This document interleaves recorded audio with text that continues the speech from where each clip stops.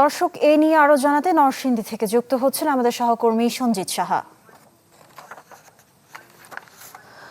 সঞ্জিত, এ পর্যন্ত তো 4 জনকে আটক করা হয়েছে এবং এর মধ্যে আটককৃতদের মধ্যে অভিযুক্ত ইউপি সদস্য আছেন কিনা আমাদের জানাবেন।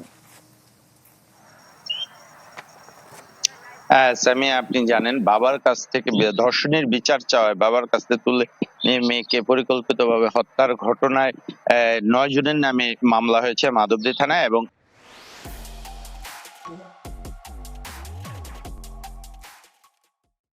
এখন পর্যন্ত সর্বশেষ খবর পাওয়া পর্যন্ত গত রাতে বিভিন্ন জায়গায় অভিযান চালিয়ে কিন্তু 5 জনকে গ্রেফতার করা হয়েছে। এর মধ্যে যিনি বিচারক হিসেবে দায়িত্ব পালন করেছেন, অর্থাৎ মহিষাসুরা ইউনিয়ন বিএনপি সহসভাপতি আহমদ আলী দেওয়ান, তাকে কিন্তু গতকাল রাতেই গ্রেফতার করা হয়েছে এবং তার ছেলে যে ইসরাক, তাকেও গ্রেফতার করা হয়েছে। একই সাথে নুরার যেই ধর্ষক নুরা, তার যেই চাচাতো ভাই তাকে এবাদুল্লাহ, তাকে গ্রেফতার করা হয়েছে এবং গাফফার এবং আর সহ মোট 5 জনকে গ্রেফতার করা হয়েছে।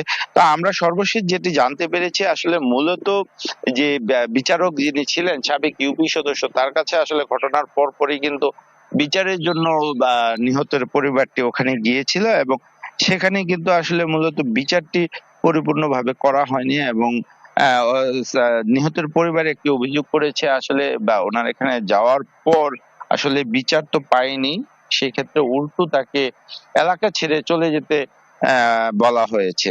তো সেই ঘটনার পরে কিন্তু যখন ধর্ষিতার পরিবার বিচারটি চাইলো, তাতে কিন্তু ধর্ষক আরো বেশি ক্ষুব্ধ হয়ে ওঠে এবং ক্ষুব্ধ হয়ে কিন্তু যখন এই নিহত মেয়েটি কিন্তু বাড়ি থেকে খালার বাড়িতে নিয়ে যাচ্ছিল, অর্থাৎ তারা ভয়ে আতঙ্কিত হয়ে এলাকা যখন ছেড়ে চলে যাচ্ছিল, ঠিক ওই মুহূর্তে বাবার সামনে থেকে কিন্তু ধর্ষক নুরা মেয়েটিকে তুলে নিয়ে যায় এবং সেখানে কিন্তু শ্বাসরুদ্ধ করে তাকে হত্যার পর স্থানীয় একটি সরিষা ক্ষেতের মধ্যে তাকে ফেলে দেওয়া হয়। এবং আমরা যেটি জানতে পেরেছি, শ্বাসরুদ্ধকর হত্যার পূর্বেও কিন্তু তাকে পুনরায় সংঘবদ্ধভাবে তাকে ধর্ষণ করা হয়েছিল।